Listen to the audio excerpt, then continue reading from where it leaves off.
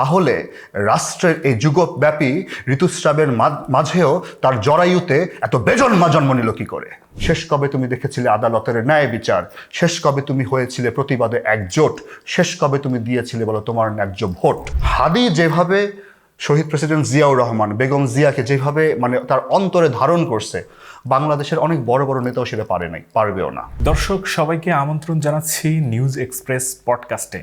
আজকে আমাদের সাথে আছেন গীতিকবি, সঙ্গীত পরিচালক, কণ্ঠশিল্পী, কালচারাল অ্যাক্টিভিস্ট রাহাত শান্তনু। রাহাত শান্তনু, কেমন আছেন? বিসমিল্লাহির রহমানির রহিম। আসসালামু আলাইকুম। আমাকে আজকে এই অনুষ্ঠানে ডাকার জন্য খুবই আমি কৃতজ্ঞ। বাংলাদেশের এই সময় যতটুকু ভালো থাকা যায়, আমাদের হয়তো স্বপ্নটা একটু বেশি ছিল যে দেশ স্বাধীন হওয়ার পরে, ফ্যাসিস্টের পতনের পরে আমরা হয়তো আরেকটু বেশি ভালো থাকার একটা প্রত্যাশা ছিল আমাদের সকলেরই। কিন্তু তারপরে আলহামদুলিল্লাহ আমরা সবাই মিলেমিশে আছি আর কি। প্রথমে আপনার কাছে যেই প্রশ্নটি করব সেটি হচ্ছে, আপনি একজন প্রতিবাদী কণ্ঠশিল্পী, প্রতিবাদী একজন, বলা চলে যে মানুষের কণ্ঠস্বর হিসেবে আপনি কাজ করছেন দীর্ঘদিন ধরে। তো এই যে প্রতিবাদী হয়ে ওঠাটা, কিভাবে আপনি প্রতিবাদী হয়ে উঠলেন? কিভাবে আপনার মনে হলো যে মানুষের জন্য আমার কথা বলতে হবে? আমি আমার সম্পর্কে ইন্ট্রো শুনতেছিলাম। আমি এগুলোর কোনো কিছু আসলে রিজার্ভ করি না। আপনি খুবই দয়া করে আমার এই কথাগুলো বলছেন। আসলে যেটা ভাইয়া হয়েছে যে বাংলাদেশের ওই ফ্যাসিস্টের আমলে বাংলাদেশের অধিকাংশ শিল্পী আসলে আদতে শিল্পী ছিল না, তারা ছিল গণভবনের বাইজি। তারা গণভবনে একটা সেলফি তোলার জন্য বা সরকার থেকে, সেই স্বৈরাচারী সরকার থেকে কিছুটা মানে সুযোগ সুবিধা পাওয়ার আশায় তাদের মেরুদণ্ডটা একদম গণভবনে বন্ধক রাখছিল। ওই সময়টাতে আমি যখন দেখছি আমার আশেপাশের কেউ যারা গান করে, যারা কালচারালি খুবই রিচ, কিন্তু কোনো রকমের মানুষের পক্ষে কাজ করতেছে না, তখন আমার মনে হয়েছে যে না, অন্তত আমি করি, আমি আমার মেরুদণ্ডটা বন্ধক দেই নাই। আমরা দেখেছি যে আপনি শরীফ ওসমান হাদি ভাইয়ের মৃত্যুর আগে তার সাথে আপনি মানে বেশ কানেক্টেড ছিলেন। তিনি যে ধরনের প্রতিবাদ করে থাকেন, গান, কবিতা এবং বাংলাদেশের যে সংস্কৃতি, সেই সংস্কৃতি পুনরুদ্ধারের জন্য তিনি কিন্তু অনেক চেষ্টা করেছেন, অনেক কাজ করেছেন। তো সেই জায়গা থেকে আপনার কাছে জানতে চাই যে শরীফ ওসমান হাদি ভাইয়ের সাথে আপনার কিভাবে যোগাযোগ হলো? আমি এই কথাটা অনেক জায়গায় বলছি যে হাদির সাথে আমার পরিচয় 2021-22-এর দিকে। তখন হাদিকে আমি ডাকতাম শরীফ। ও আমাকে একদিন আমার পেজে মেসেজ দেয় যে ও কবিতা লেখে, আমি কি ওর একটা কবিতা আবৃত্তি করবো কিনা। সে আমাকে খুব পছন্দ করে। তো সেই সময় অনেক মানুষই আমাকে কবিতা পাঠাতো, আমি পড়তাম কবিতাগুলো, কিন্তু আমার কাছে মনে হতো যে লেখার মান অতটা, মানে আমি যতটা চেষ্টা করি ওরকম না। তো আমি তাদেরকে বিনয়ের সাথে মানা করতাম যে ভাই এখন সম্ভব না, পরে কখনো। তো হাদিও একদিন আমাকে এরকম মেসেজ করার পরে আমি বললাম যে ভাই আপনি আপনার লেখাটা পাঠান। ও যখন ওর লেখা পাঠাইলো, আমার মানে শরীর পুরো ঠান্ডা হয়ে গেছিল ওর লেখা পড়ে। আমার কাছে মনে হয়েছে বাংলাদেশের কোন ডিকশনারি, বাংলা ভাষার কোন ডিকশনারি হাদি পড়ছে যেটা আমি পড়ি নাই। এত দুর্দান্ত, এত চমৎকার লেখা। আমি হাদির সাথে সাথে ফোন করলাম ওকে। ও খুবই মানে এত অমায়িক, এত ভদ্র নম্র একটা ছেলে। ও এত সুন্দরভাবে, মানে ওর মুখে শুকরিয়া ছাড়া কোনো কথা ছিল না। আমি যখন ওর প্রশংসা করতেছি, ও খালি মাথা মানে নত করে খালি বলছে শুকরিয়া ভাইজান, শুকরিয়া ভাইজান। তো ওইখান থেকে ওর সাথে আমার পরিচয়। আমি ওর কবিতা পড়ি পরবর্তীতে একটু সময় নিয়ে, কারণ এত কঠিন ভাষা আমার নিজেরই এটা প্র্যাকটিস করতে অনেক সময় লাগছে। এভাবেই শুরু। পরবর্তীতে যখন জুলাই 24 আসলো, হাদির সাথে আমি মানে জুলাইয়ের 15-16 তারিখ থেকে রেগুলার বেসিসে কথা বলতাম। ও প্রত্যেক দিন মানে সারাদিন ও আন্দোলন করত, রাতে এসে আমার সাথে ফোনে কথা বলতো যে আজকেও রামপুরাতে কি হয়েছে, কি করছে, কি দেখছে। তখন আমি হাদিরে বললাম যে ভাইয়া তুমি আমার জন্য একটা র্যাপ গান লিখো। তখন হাদি বললো ভাই আমি তো কখনো র্যাপ গান লিখি নাই। আমি বললাম পারলে তুমিই পারবা, আমি লিখতে চাইলে সেটা হবে সেকেন্ড হ্যান্ড লেখা। সেভাবেই আমাদের লাল জুলাই হাদির একমাত্র লেখা গান, যেটা আমার আল্লাহ অশেষ সৌভাগ্য যে আমি হাদির একমাত্র লেখা গান গাওয়ার সৌভাগ্য আমার হয়েছে। আমরা লাল জুলাই করলাম, পরবর্তীতে ডিসেম্বরে সেই গান রিলিজ হলো, 24 ডিসেম্বরে শাহবাগে। মাবরুর রশিদ বান্না সেই গানের ভিডিও করলো। পরবর্তীতে আমি আর সাফায়েত ভাই ইউএসএ থাকে, আমরা দুজন মিলে গানটা একটু রিরাইট করলাম, কারণ হাদির জুলাইতে যে লেখাটা সেটা পরবর্তীতে হাসিনা পালানোর পরে আরও কিছু লাইন আমরা যোগ করি। তো এইভাবে আমাদের মানে যাত্রা, আমাদের অনেক স্বপ্ন ছিল। আমাদের একটা স্বপ্ন ছিল এই বছর আমরা আরেকটা গান করব, যাত্রাবাড়ি স্টালিনগার্ড, যেখানে আমাদের মাদ্রাসার যে ভাইয়েরা যে বিশাল বড় একটা দুর্গ তৈরি করেছিল 24 জুলাইয়ের যুদ্ধে, সেই যুদ্ধে ওইটার ট্রিবিউট করে আমরা একটা কাজ করব ভেবেছিলাম, কিন্তু আল্লাহ আমাদের সেটা আমাদের কিসমতে রাখে নাই। তার আগেই আল্লাহ আমার ভাইয়ের শহীদি তামান্না পূরণ করে তাকে আল্লাহর কাছে নিয়ে গেছে। আমরা জানি যে আপনি থাকেন অস্ট্রেলিয়ার সিডনিতে, সেই জায়গা থেকে যে এই দেশের প্রতি ভালোবাসা, সেই ভালোবাসা কি আপনি দেশ ছাড়ার আগেও কি আপনার ছিল কিনা, সেখান থেকে কি আসলে আপনার এই অঙ্গনে আসা? আমার আসলে আমার পরিবার, আমার মায়ের সাইড এবং বাবার সাইড, দুই সাইডই খুব পলিটিক্যালি খুবই তারা মানে বুঝদার, তারা বোঝে। আমার নানা বাড়ি মুন্সিগঞ্জ, দাদা বাড়ি দোহার। আমার জন্ম বেড়ে ওঠা পুরান ঢাকায়। বাবা নিজে লয়ার এবং পলিটিশিয়ান ছিল। তো ওই পারিবারিক যে একটা রাজনৈতিক যে একটা পরিবেশ, সেটা আমি পেয়েছি ছোটোবেলা থেকেই। পরবর্তীতে 2001-এ আমি আমাদের এলাকার তখন নাসিরুদ্দিন পিন্টু সাহেব, মরহুম নাসিরুদ্দিন পিন্টু ভাই, ওনার নির্বাচনে আমি খুব মানে জোরালোভাবে কাজ করছি সেই সময়টায়। তো হ্যাঁ, ওই রাজনৈতিক একটা কালচার ছিল। পরবর্তীতে 2004-এ আমি অস্ট্রেলিয়া চলে যাই উচ্চশিক্ষার জন্য। তো সেখানে আসলে তখন তো সোশ্যাল মিডিয়া ছিল না, ইউটিউবও ছিল না। তো তখন পড়াশোনা, কাজ করে নিজের টিউশন ফিটা জোগাড় করা, হ্যাঁ, বাসায় রান্না করা, সব পরিষ্কার সব কিছুই তো করতে হইতো তখন। তো মানে জীবনের একটা নতুন অধ্যায় শুরু হইলো। তখন আসলে রাজনীতির মধ্যে আমি ছিলাম না কোনোভাবেই, বা থাকার কোনো মানে পরিবেশও ছিল না। তো আমার পড়াশোনা শেষ করলাম। পরবর্তীতে আমি ভাবলাম যে আমি যেহেতু গানের মানুষ, আমি বাংলাদেশের মিডিয়াতে কাজ করতে চাই। আমি বাংলাদেশে আসলাম 2009-10 ওই সময়টাতে আবার। তো এর মধ্যে কিন্তু বিডিআর হয়ে গেছে, বিডিআর পিলখানা গণহত্যা হয়ে গেছে, এরকম বিভিন্ন রকমের মানে তখন তো আমাদের বেশ কিছু নেতা তখন চৌধুরী আলম সাহেব গুম হয়ে গেলেন। আমাদের পিন্টু ভাইকে তখন ওই বিডিআরের জন্য মিথ্যা মামলায় তাকে অ্যারেস্ট করা হলো। তো এরকম অনেক ঘটনাই তখন আমাকে আলোড়িত করছে। 2010-এ যখন আমি আমার অ্যালবাম রেকর্ডিংয়ের জন্য আমি দেশে ছিলাম, তখন বেগম খালেদা জিয়াকে তার মইনুল রোডের বাসার থেকে মানে একদম নোংরামি করে বের করে দেওয়া হয় তার নিজের সংসার থেকে। তো সব কিছু দেখে আমি যখন দেখলাম যে আমাদের শিল্পী সমাজে কেউ কিছু বলতেছে না, তখন আমার মনে হলো না অ্যাজ এ শিল্পী এটা আমার করা উচিত। তো তখন থেকে আমার লেখালেখি আবার শুরু, গান আবার শুরু। তো সেটাই আমি চেষ্টা করে গেছি একদম আজকে পর্যন্ত। আপনার ব্যক্তিগত যে বিষয়টা, ব্যক্তিগত যে ক্যারিয়ার, আপনার গান গাওয়া সব মিলে, এটার আসলে সূচনাটা কি একদম ছোটবেলা থেকেই আপনার? আমি ছোটবেলা থেকে গান শিখছি এবং পরবর্তীতে 2010-এ জি সিরিজ থেকে আমার অ্যালবামও বের হয়েছে কমার্শিয়ালি।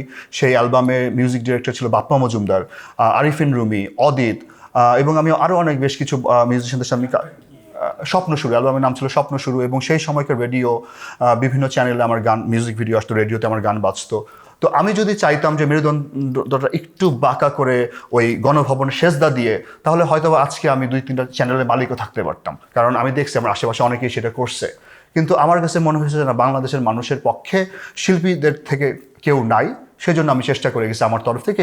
আমি আমার মানে প্রফেশনাল ক্যারিয়ার আমি স্যাক্রিফাইস করে, আমি যেটা আমি সবসময় বলি যে আমি আমৃত্যু বিরোধী দল। আমি সবসময় বিরোধী দলের ওই জায়গাটায় থাকতে চাই। এবং হাদি চলে যাওয়ার পরে আমার মনে হয়েছে আমাদের দায়িত্বটা আরও বাড়াই দিয়ে গেছে ও। কারণ হাদি যেভাবে করে বাংলাদেশের মানুষের পক্ষে কথা বলতো, মানুষ আমাকে এখন অনেকে চেনে হাদির ভাই হিসাবে। সেটা যদি আমি না করে যদি আমি এখন ক্ষমতার কাছে সেজদা দেই, তাহলে তো আমি হাদির ভাই হিসাবে আমি হাদির অসম্মান করব। আমার নিজের অসম্মান আমি করতে পারবো, বাট আমি আমার শহীদ ভাইয়ের অসম্মান আমি এটা। আপনার ক্যারিয়ারে কতগুলো গান আপনি গেয়েছেন, সুর করেছেন? অগণিত। আমি আসলে যেগুলো প্রকাশিত হয়েছে, হ্যাঁ, যেগুলো প্রকাশিত হয়েছে, আমি এই মুহূর্তে সব গানের কথা মনেও নাই। আমার প্রথম একটা গান যেটা আমি অ্যাকোস্টিক করছিলাম, যে জাস্ট লিখে সুর করে গিটারের সামনে গেয়ে দিয়েছি, সেটার নাম ছিল বাংলাদেশ আমার নাম, আমার ডাকনাম লজ্জা। সেখানে আমি যেমন বলতেছিলাম যে চোরের খনিরা সব আজশালা মন্ত্রী, মন্ত্রী বেশে ওরা ষড়যন্ত্রী নিজে। তো এরকম মানে বিভিন্ন রকমের। পরে একটা গান করলাম কবিয়ালের বাংলাদেশ, যেখানে বাংলা ভাষায় যত বিখ্যাত কবি তারা বাংলাদেশ নিয়ে যত সুন্দর সুন্দর কবিতা লিখেছে, সেগুলোরই কন্ট্রাডিক্ট করে আমি একটা গান করেছিলাম। পরবর্তীতে যখন এই গানগুলো মোটামুটি মানে এখনকার তো ভাইরাল যখন হওয়া শুরু করলো, তখন আরও স্পৃহাটা বাড়লো। এবং মজার কথা, মানুষ মনে করে যে আমি ফেসবুক, ইউটিউব, আমার কোনোটাতে মনিটাইজেশন নাই, কারণ সব কিছু সরকার বন্ধ করে দিয়েছিল ওই রিপোর্ট করে। তো আমি আজ পর্যন্ত আলহামদুলিল্লাহ যা করেছি নিজের পকেটের টাকা দিয়ে করেছি, নিজের হালাল টাকায় করেছি। এবং কেউ বলতে পারবে না আমি আজ পর্যন্ত কারোর কাছ থেকে 1 টাকা নিয়ে করার দরকার পড়ছে আমার। তো এইভাবেই করে জেনারেশন আই হেট পলিটিক্স নামে একটা গান ছিল, যেটা আমি বাংলাদেশের সর্বপ্রথম অ্যানিমেটেড, পুরো গানটা অ্যানিমেটেড ভিডিও ছিল। চলো উড়ি নামে আমি একটা গান করেছি। আমি জিয়াউর রহমানের 2টা র্যাপ গান করছি, উই রিভোল্ট এবং জনতার জিয়া। সেগুলো কি 5 আগস্টের আগে? না, সব হাসিনার আমলে। এবং এইসব গান করার কারণে আমার নামে বেশ কিছু মামলা হয়েছে আইসিটিতে, ডিএসএতে, যেই কারণে আমি প্রায় দীর্ঘ 8 বছরের বেশি সময় বাংলাদেশে আসতে পারি নাই। তো আলহামদুলিল্লাহ, যে তারপরে মনে হয় যে না, যখন বাংলাদেশের 99% শিল্পীরা টু শব্দ বলে নাই, সব কিছু তারা উন্নয়নের চোখ দিয়ে দেখতো, সব কিছু তারা মনে করতো পৃথিবীতে সব কিছু ভালো হচ্ছে, পৃথিবীতে আপার কোনো বিকল্প নাই। সেই সময়টাতে আমি বলতে পারেন একমাত্র, বা আমার সাথে হয়তো আরো 2-4 জন ছিলেন রাজনীতির বাইরে, যারা এই সত্যিটা বলার চেষ্টা করছে। তো অতটুক মানে একটা শান্তি, নিজেকে যখন আয়নায় দেখি অতটুকুই ভাল লাগে যে না। আপনি বলছিলেন যে আপনার পরিবার রাজনীতির সাথে সম্পৃক্ত ছিলেন, জি। সচেতন রাজনীতির সাথে যুক্ত। তো সেই জায়গা থেকে কি আপনি কি কখনো রাজনীতির সাথে আপনি নিজে যুক্ত ছিলেন কিনা? আমি যেটা বললাম 2001-এর নির্বাচনে আমি নাসিরুদ্দিন পিন্টু মানে বিএনপির জন্য হয়ে কাজ করছি, বাট এই মুহূর্তে আমি বলবো আমার ভোটটা বিএনপিতে যাবে, কিন্তু তাই বলে এই না যে আমি আমার মাথা, আমার মগজ, আমার মেরুদণ্ড আমি বিএনপির কাছে বিক্রি করে দিব। আল্লাহ মাফ করুক, কালকে যদি আমার চোখে এমন কিছু আসে যে না, যদি বিএনপি আগামীতে সরকারে যায়, যে তাদের যদি আমি কোনো দোষ দেখি, ভুল দেখি, আমি কি চুপ করে থাকবো? তাহলে কি যেই ভালোবাসাটা মানুষ আমরা এত বছর দিয়ে আসছে, সেটা কি আমি মূল্য দিতে পারলাম না? তো না, আমি যেটা সবসময় বলি যে আমৃত্যু বিরোধী দল, আমি প্রশ্ন করতে চাই সবসময়। হাসিনার আমলে আমি একটা গান করছিলাম, চলো উড়ি, সেইখানে আমি প্রশ্ন করছিলাম যে শেষ কবে তুমি পেয়েছিলে বুঝে তোমার অধিকার, শেষ কবে তুমি দেখেছিলে আদালতের ন্যায় বিচার, শেষ কবে তুমি হয়েছিলে প্রতিবাদে একজোট, শেষ কবে তুমি দিয়েছিলে বলো তোমার ন্যায্য ভোট। তো এই যে প্রশ্ন করা, আমি আমার জনতাকে প্রশ্ন করছি যে আপনি শেষ কবে এই কাজগুলো করছেন? কারণ বাংলাদেশে তো প্রায় 3টা ইলেকশনে মানুষ ভোট দিতে পারে নাই, বাংলাদেশের মানুষ তার অধিকার ফিরে পায় নাই, বাংলাদেশের মানুষ কোনো রকমের বাক স্বাধীনতা ছিল না। তো এই যে আমরা 24 জুলাইতে 5ই অগস্ট বা 36 জুলাই যে প্রত্যেকে তার প্রোফাইল পিকচার লিখছে স্বাধীন, একটা স্বাধীন দেশের এত বছর পরেও মানুষজন স্বাধীন লিখে, নিশ্চয়ই তারা স্বাধীনতাটা ফিল করছে, তারা ফিল করছিল যে তারা এত বছর পরাধীন ছিল। তো এই জন্য আমি ইনশাল্লাহ আমার রাজনীতি, আমার দলীয় পছন্দ একদিকে, কিন্তু আমার অ্যাক্টিভিজম হবে বাংলাদেশের সবার জন্য, প্রত্যেকটা বাংলাদেশের জন্য। আপনার কাছে যদি জানতে চাই যে আসলে বাংলাদেশের রাজনীতি, বাংলাদেশ কেমন হবে, বাংলাদেশটা আসলে কেমন দেখতে চান আপনি? হাদি যে বাংলাদেশের স্বপ্ন দেখছিল, ইনসাফের বাংলাদেশ। আমাদের বাংলাদেশ হবে ইনসাফের বাংলাদেশ। কে সাদা, কে কালো, কে লম্বা, কে বেটে, কে বিএনপি, কে নন বিএনপি, কে জামাত, কে নন জামাত, এই যে যাকে তাকে যখন তখন ওই ট্যাগিং করা, আদারিং করা, রাজাকার বলে আদারিং করা, ভারতের দালাল বলে আদারিং করা, আমরা প্রত্যেকে হইতে চাই বাংলাদেশে বাংলাদেশপন্থী। এরপরে যে যার রাজনীতিটা করবে সততার সাথে, আমি সেই ইনসাফের বাংলাদেশ দেখতে চাই, যেখানে ইনসাফ হবে নীতি, ইনসাফ হবে বাংলাদেশ স্বপ্নের যে গঠনের যে ব্যাপারটা, ওটার ভিত্তি হবে ইনসাফ। আপনার কাছে আরেকটু বিষয় যদি জানতে চাই, হাদি প্রশ্ন আসলেই একটা অংশ মানুষ বলে যে আসলে হাদি শিবিরের সাথে সংশ্লিষ্ট ছিল, হাদির সাথে যারা আছে তারা সবাই জামাত শিবিরের রাজনীতি করে। আপনি তো হাদি মারা যাওয়ার আগ থেকে আপনি হাদির সাথে যুক্ত, আপনার দৃষ্টিতে কি আসলে সে কখনো এই ধরনের রাজনীতির সাথে যুক্ত ছিল আপনার মনে হয়? প্রথম কথা, আমি ওই হাসিনার বয়ান নিবই না যে শিবির ভালো, শিবির খারাপ, শিবির করলেই তুমি, যারা শিবির করে তাদের প্রতি আমার পূর্ণ একটা রেসপেক্ট আছে, কিন্তু হাদি শিবির ছিল না।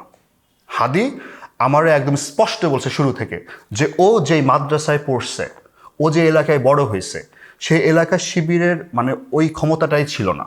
ইনফ্যাক্ট ও আমারে বলছে সেটা ওদের মাদ্রাসার একটু চরমোনাই প্রভাবিত একটা এলাকা, বরিশালের, হ্যাঁ বরিশালের নলসিটিতে। তো সেখানে ইনফ্যাক্ট শিবির করলেও নাকি ওই সময় 2001-2006 বিএনপি জামাতের যেই সময়টা ছিল, সেই সময় শিবির করলে নাকি টিসি দেওয়া হইতো। হাদির মতো জাতীয়তাবাদী পন্থী আধুনিক চিন্তার মননের মানুষ আমি আজ পর্যন্ত দেখি নাই। হাদি যেভাবে শহীদ প্রেসিডেন্ট জিয়াউর রহমান, বেগম জিয়াকে যেভাবে তার অন্তরে ধারণ করছে, বাংলাদেশের অনেক বড় বড় নেতাও সেটা পারবেও না। কারণ হাদির সব থেকে বড় গুণ ছিল ওর অনেস্টি। ও সাদারে সাদা, কালোরে কালো বলতে পারতো। তাই যেসব মানুষ হাদিরে ভয় পাইতো, তারাই ওরে শিবির, মব, ডেভিল বলে তাকে চেষ্টা করা হইতো যে তাকে যাতে কালার করা যায় আমার বাংলাদেশের মানুষের সামনে। আমি সবসময় বলি কি ভাইয়া, যে সম্মান দেওয়ার মালিক তো আল্লাহ। সেটা আমরা 2টা মানুষের একদম চাক্ষুষ দেখলাম। এক আমাদের ভাই হাদি, যাকে অনেক এলিটরা মব বলে আদারিং করতে চাইছে, শিবির বলে আদারিং করতে চাইছে, কারণ ও মাদ্রাসা থেকে আসছে, দাঁড়িয়ে আছে, টুপি আছে। আল্লাহ তারা দেখাই দিয়েছে, বাংলাদেশের হাদি বানাই দিছে ওরে। ও বলছিল 500 ভোট চাইও, সেখানেও আজকে বাংলাদেশের বাদশাহ হয়ে আসছে মাশাআল্লাহ। বাংলাদেশের প্রত্যেকটা মানুষ তারে ভালোবাসে। আর দ্বিতীয়ত আমাদের ম্যাডাম বেগম খালেদা জিয়া, এই হাসিনার সময় গত 17 বছরে এহেন কোনো নির্যাতন নাই, মানসিক, শারীরিক, চারিত্রিকভাবে অ্যাসিনেট করা। কিন্তু দেখেন, সারা বাংলাদেশ তার জন্য দোয়া করছে, সারা বাংলাদেশ তার পায়ের কাছে যে বসে তাকে সম্মান জানাইছে, এবং সারা বাংলাদেশ তার মৃত্যুতে কাঁদছে। আপনি দেশে আসার পরে স্মরণকালের বাংলাদেশের দুইটা জানাজায় অংশগ্রহণ করতে পারছেন, আপনি ইতিহাসের একটা নতুন একটা সাক্ষী হিসেবে আপনি কিন্তু হয়েছেন। তো সেই জায়গা থেকে আপনার কেমন মানে ফিলটা কি, আপনি যে এই দুইটা ইতিহাসের সাক্ষী হতে পারলেন? দেখেন, ম্যাডামের যে শারীরিক অবস্থা কেমন সেটা আমরা সবাই জানতাম। তো এটা আমাদের ব্যাক অফ দ্য মাইন্ডে একটা প্রত্যাশিত ছিল যে ম্যাডাম কখনো না কখনো আল্লাহর ডাকে সাড়া দিবেন, এবং আলহামদুলিল্লাহ যে সে তার সর্বোচ্চ সম্মান পেয়ে বাংলাদেশের খালেদা হয়ে সে আমাদেরকে ছেড়ে চলে গেছেন। এবং সে এখন, আমরা বলি কি যে আগে বলতাম বাংলাদেশ জিন্দাবাদ, খালেদা জিয়া জিন্দাবাদ, এখন আমরা বলি খালেদা জিয়া অমর হোক, খালেদা জিয়া আমাদের মধ্যে থাকবে। কিন্তু হাদির মৃত্যুটা তো আমরা কখনো আশা করি নাই ভাই। কখনো তো আমি অ্যাজ এ ভাই, আমি তো হাদির ভাই, আমি প্রত্যেকটা দিন ওর সাথে কথা হইতো আমার, ওর সাথে আমার লাস্ট কথা হয়েছে 7ই ডিসেম্বর। সেদিন পর্যন্ত আমি কখনো চিন্তা করি না যে আমার ভাইটা চলে যাবে। শেষ মুহূর্তের কোনো স্মৃতি আপনার মনে আছে আপনি যখন ওনার সাথে? হ্যাঁ, আমি সবসময় ওর একটা কথা খুব বকা দিতাম, সেটা হলো ওর পরিবারে খুব কম সময় দেয়। আমি অ্যাজ এ হিউম্যান বিং আমি আমার পরিবারের প্রতি খুব ডিভোটেড। আমার স্ত্রী, আমার সন্তান, আমার বাবা মা, দেশপ্রেমের কারণে। কিন্তু আমি বলতাম যে তোমার মাত্র ছেলে হয়েছে একটা, দেখ চোখের নিমেষে বড় হয়ে যাবে, কোলে নেওয়ার চান্স পাবো না, একটু কোলে রাখো, একটু বুকে রাখো। তুমি তোমার স্ত্রীর হক মারতেছো, তুমি 2 দিন 3 দিন বাসায় যাও না, তোমার স্ত্রীটা অপেক্ষা করে নিশ্চয়ই, তুমি তোমার স্ত্রীর হক মারতেছো। আমি কথা বারবার বলতাম। এবং বান্না, আমরা অনেক সময় গ্রুপ কলে কথা বলতাম, তখন বান্না বলতো হ্যাঁ ভাই আপনি একটু বুঝানো রে। তো এটা আমি সবথেকে বেশি বলতাম। শরীরের যত্ন নেওয়াটা আমি খুব বেশি বলতাম, ঠিকমতো ঘুম, খাওয়া। কারণ আমি জানি ওরে শিক্ষা দেওয়া বা ওরে জ্ঞান দেওয়ার ক্ষমতা আমার নাই। ও আমার থেকে অনেক ভালো বোঝে, ভালো জানে, ও অনেক বেশি পড়াশোনা করে আমার থেকে। কিন্তু অ্যাজ এ বড় ভাই, অ্যাজ এ গার্ডিয়ান, আমি ওরা সবসময় এই ব্যাপারগুলোতে আমি বেশি কথা মানে শাসন করতাম ওকে। এবং ও খুব হাসি মুখে মাথা নতভাবে সে শাসনগুলো নিত। কিন্তু আমাদের ছেড়ে চলে গেল। আমি দেখলাম যে ও ডাক্তার গলিতে প্রচারণা করতেছে। তো ডাক্তার গলিতে আমার মামা থাকে, খালা থাকে। আমি বললাম তুমি ডাক্তার গলিতে কিছু রেখে তোমার নির্বাচনী এলাকা? বলে হ্যাঁ ভাইয়া। আমি বললাম আমার মামা খালা তো থাকে ওইখানে, আমি তোমাদের নিয়ে যাবো, আমি তোমার নিয়ে যাবো ইনশাল্লাহ দেশে, আমি তো আসতেছি 18 তারিখ, আমি নিয়ে যাবো। তো খুব খুশি হলো যে ভাই তাহলে তো আমার কিছু ভোট আসবে, আমি ইনশাল্লাহ চেষ্টা করবো। তো ও তো আমার ভাই, হ্যাঁ, ও তো আমার মানে ও আমার একটা কলেজের অংশ, আমার হাদি। তো ওই স্মৃতি আজীবন থাকবে আমার মধ্যে। আমি এই পাঞ্জাবিটা পরে ওর জানাজায় আমি অ্যাটেন্ড করছি। এবং মানুষের যে ভালোবাসা আমি দেখছি ভাই, মানুষের যে হাউমাউ করে কান্না, হাদিরে চেনে না, জানে না, ওইটা বাংলাদেশের খুব কম মানুষ নসিবে পাইছে। আপনি কি কখনো সরাসরি শরীফ ওসমান হাদির সাথে আপনার সাক্ষাৎ হয়েছে কিনা? না, আল্লাহ এটা আমার ভাগ্যে রাখে নাই। ইচ্ছা ছিল এবার আমি ওর বুকে জড়াই ধরবো, এটা আমি ওর প্রায়ই বলতাম যে আমি তোর একবার জড়াই ধরতে চাই। আমি ওর সাথে প্রায় 4-5 বছর ধরে কথা বলছি, ভিডিও কল, ফোনে, সব কিছুতে। কিন্তু ওর আমার চাক্ষুষ দেখার সৌভাগ্য হয় নাই, কারণ আমি তো মামলার কারণে দেশে আসতে পারি নাই এতদিন। তো যখন আসলাম আমি অনেক দেরি করে ফেলছি, আমার ভাইটার আমি দেখতে পারি নাই। হত্যাকারীরা, যেই খুনিরা, তারা এখনো ধরাছোঁয়ার বাইরে। তো সেই ক্ষেত্রে কি আসলে ইনসাফের বাংলাদেশ প্রতিষ্ঠিত হতে বাধাপ্রাপ্ত হচ্ছে কিনা, যে খুনির বিচার হচ্ছে না বা তাকে পাওয়া যাচ্ছে না, ধরতে পারতেছে না? হাদি তো আপনার কাছে, বাংলাদেশের কাছে একটা জিনিসই চাইছিল যে ওরা যদি মেরে ফেলা হয় তাহলে বিচারটা যেন হয়। সেটাতে আমরা সম্পূর্ণ রকমের ব্যর্থ, এবং এইখানেও আমাদের ঐক্যের খুব অভাব। হাদি একটা এখন রাজনৈতিক এলিমেন্টের হয়ে গেছে। হ্যাঁ, তারে নিয়ে মানুষ পোস্ট করলে, তারে নিয়ে মানুষ কথা বললে, একটু গালি দিলে তার রিচ বাড়বে, পোস্ট বাড়বে।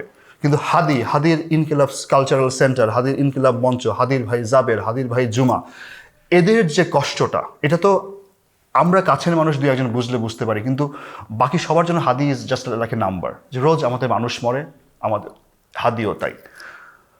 বাংলাদেশ সরকার, বাংলাদেশের এজেন্সি প্রত্যেকে তো ব্যর্থতার পরিচয় দিল ভাই। আমরা দেখতেছি খুনি দেখতে কেমন, খুনি কি পোশাক পরা, তারপর 6 ঘন্টা 8 ঘন্টা 10 ঘন্টা পর শুনতেছি পালাই গেছে, ইন্ডিয়াতে আছে, এই আছে, সেই আছে, দুবাইতে আছে। তো আমরা সম্পূর্ণ রকমের ব্যর্থ, এবং এই ব্যর্থতার জন্যই হয়তো বা ভবিষ্যতে আর কোনো হাদি হবে না। এই যে আমরা বলি না, মিছিলে বলে মানুষ যে আমরা সবাই হাদি হওয়া এত সোজা না। ওই কলিজা, ওই অনেস্টি বাংলাদেশের কয়জনের আছে? সো এটা অনেক বড় একটা লস আমাদের জন্য, এবং এই লস পূরণ হওয়ার না। আমরা দেখেছি শরীফ ওসমান হাদি আসলে 0 টাকায় নির্বাচনী প্রচারণায় নেমেছিলেন। এই যে নেমে মানুষের কাছে যাওয়া, মানুষের প্রতি ভালোবাসা, মানুষের কাছে গিয়ে তার ভোট চাওয়া, এইটা থেকে আপনি বর্তমান সময়ে যে আর কিছুদিন পরেই হচ্ছে জাতীয় সংসদ নির্বাচন, এই হাদির থেকে আপনি নেতাকর্মীদের উদ্দেশ্যে কি শিক্ষা নিতে বলবেন? হাদি একটা টেক্সট বুক বাংলাদেশের জন্য, বাংলাদেশের নির্বাচন, বাংলাদেশের পলিটিক্সের জন্য। হাদি যেই টেমপ্লেটটা সেট করে দিয়ে গেছে, এইটা যদি বাংলাদেশের যে কোনো পলিটিশিয়ান, যে কোনো দলের সততার সাথে 10% 20% যদি তারা সেটারে নিতে পারে, আমার মনে হয় বাংলাদেশের মানুষ তাদের গ্রহণ করবে। তো প্রত্যেকটা মানুষেরই উচিত যে প্রত্যেকটা নেতারই উচিত হাদির এই ফুটপ্রিন্টগুলো ফলো করা। বাংলাদেশে সার্বজনীন হয়ে ওঠাটা, সার্বজনীন কবি বলেন, বাংলাদেশি সাহিত্যিক বলেন, এরকমটা একটা সময় অনেকটা গ্যাপ ছিল। এই সময়ে এসে সার্বজনীন আসলে এই সংস্কৃতি কালচারকে এগিয়ে নেওয়ার জন্য মানে কতটা প্রয়োজন আপনার কাছে মনে হয়? খুবই প্রয়োজন, খুবই প্রয়োজন। এবং দেখেন, হাদি যখন জীবিত ছিল তখন ওর কোনো পোস্টে বিএনপি পন্থীরা তারা গালি দিত, আবার কোনো পোস্টে তারা জামাতপন্থীরা গালি দিত। কেন? কারণ হাদি কারো কোনো দলের ছিল না, হাদি ছিল বাংলাদেশের। হ্যাঁ, আমিও দেখছি যে আমি আসার পরে আমি জুলাইরে একদম আমি আমার এই বুকের বাঁ পাশে আমি ধারণ করি। আমি বিশ্বাস করি জুলাই না হলে ম্যাডাম তার মানে হারানো সম্মান ফিরে পেত না। তারেক রহমান সাহেব তার মায়ের জানাজায় আসতে পারতো না, তার মাকে মৃত্যুর আগে দেখতে পারতেন না। আমি এই মুহূর্তে আজকে এই স্টুডিওতে থাকতে পারতাম না। তো প্রত্যেকটা জিনিসের কাছে আমরা জুলাইয়ের কাছে কৃতজ্ঞ। সো ওই জুলাইয়ের ইউনিটিটা আমি খুব আপহোল্ড করি। তো সেইখানে আমার মজার কথা, আমি যখন ছাত্র দলের আবিদের সাথে একটা পোস্ট দেই, সেখানে অনেক এসে আমার গালাগালি করে, আপনি আবিদের সাথে কেন ছবি তুলছেন। আবার আমি যখন হাসনাতের সাথে ছবি দেই, হাসনাত আমার ভাই, আবিদ আমার ভাই, এরা প্রত্যেকে জুলাইয়ের একটা অংশ। আমি যদি এখন বলি যে আমি আমার বাম হাতের একটা আঙুল কেটে ফেলবো, ডান হাতের একটা বুড়ো আঙুল কেটে ফেলবো, আমি আমার কানের লতি কেটে ফেলবো, এটা তো হবে না। পরিপূর্ণতা আমি আমার সব কিছু নিয়ে। ঠিক সেভাবেই আমি বিশ্বাস করি anti Awami League, anti fascist প্রত্যেকটা শক্তি আমার ভাই, প্রত্যেকের পক্ষে, প্রত্যেকের ইনসাফের পক্ষে আমি থাকবো ইনশাল্লাহ। এবং এই যে শিল্প, এই যে কালচারাল যে ন্যারেটিভটা, এটাও এমন হইতে হবে। কোনো কালচারাল অ্যাক্টিভিস্ট যদি কোনো দলদাসে পরিণত হয়, তখন সে আর শিল্পী থাকে না। আগে ছিল গণভবনের বাইজি, এখন তারা হয়তো অন্য কোনো দলের বাইজি হয়ে যাবে। তো বাইজিটা খুব অসম্মানের একটা জিনিস আমি মনে করি। সো প্রত্যেকটা শিল্পীর উচিত নিজের ব্যক্তিত্ব, নিজের শিক্ষাটারে ওই দিকে রাখা ইনসাফের পক্ষে। আমরা মোটামুটি সব প্রশ্নই শেষ করেছি। একটা প্রশ্ন আমার কাছে এখন নিজে জানতে ইচ্ছা করতেছে, যেহেতু আপনি ওসমান হাদিকে বারবারই বলছেন সে আপনার ভাই, ওসমান হাদির মৃত্যুর পরে তার পরিবারের সাথে আপনার সাক্ষাৎ হয়েছে কিনা, তার পরিবারের খোঁজ খবর আপনি নিয়েছেন কিনা? আমি খোঁজ নিয়েছি, কিন্তু এখন পর্যন্ত আমার ওদেরকে ফেস করার সাহসটা হয় নাই। আমার জানাজাতে হাদির ভাইদের সাথে দেখা হয়েছে, তাদের আমি দেখছি, কিন্তু ওই যে ওই সাহসটা, আপনজন হারানোর কষ্ট, অনেকে না বলে না যে ভাই আমি আপনার কষ্ট বুঝি, কেউ কারো কষ্ট বোঝে না। হাদির যে 10 মাসের সন্তানটা জীবনে জানবে ওর বাবাটা কেমন ছিল, হয়তো ছবি দেখবে, ভিডিও দেখবে, মানুষের মুখে মুখে শুনবে, বাট নিজের সন্তান, নিজের বাবা, নিজের স্বামী, নিজের স্ত্রী, এই যে ব্যাপারগুলো, এই নিজের ভাই, এই কষ্টটা বোঝার কিছু কোনো রকমের কোনো টেক্সট বুক নাই, কোনো ডিকশনারি নাই। যার যার কষ্ট তার তার কাছে। আমি সবসময় বলি যার যায় শুধু তারই যায়। আমরা শুধু 1 দিন 2 দিন আহারে উহারে করতে পারি। তো না, ওইটা এখনো হয় নাই। কবে ওই সাহসটা আমার হবে আমি তাও জানি না ভাই। শরীফ ওসমান হাদি ভাইয়ের সাথে আপনার বেশ সখ্যতা ছিল, যে কারণে আপনার সাথে শরীফ ওসমান হাদি ভাইয়ের পরিচয়, এটা হয়তো কবিতা, গান বলা যেতে পারে।